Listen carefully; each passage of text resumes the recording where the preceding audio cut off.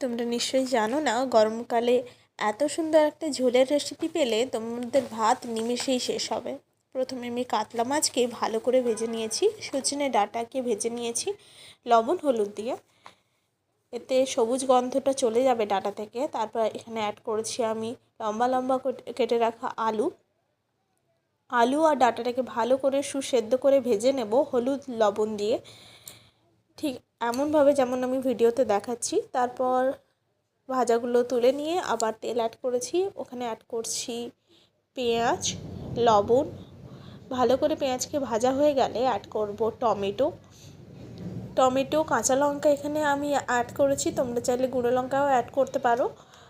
আমি এখানে লঙ্কার পরিমাণটা কম রাখতে চেয়েছিলাম, তাই একটাই কাঁচা লঙ্কা ইউজ করেছি। তারপর মশলা হিসেবে এখানে হলুদ গুঁড়ো আর জিরে গুঁড়ো অ্যাড করেছি।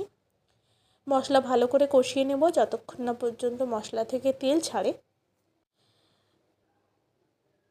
এখানে আমি কোনো বাটাবাটি করিনি, তোমরা চাইলে এখানে টমেটো, পেঁয়াজ, কাঁচা লঙ্কাকে বেটে করে ইউজ করতে পারো। তারপর এখানে অ্যাড করেছি সামান্য চিনি অ্যাজ এ টেস্ট। আগে থেকে ভেজে রাখা ডাঁটা আর আলু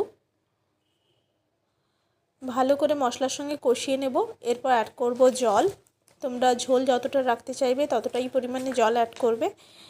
ঝোলের সঙ্গে আলু আর ডাঁটাকে কিছুক্ষণ ফুটতে দেব। তারপর অ্যাড করব ভেজে রাখা মাছ।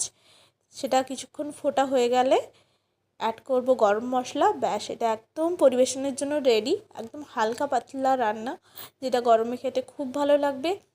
আর যদি এমন রান্না ট্রাই না করে থাকো, must try. Thanks for watching.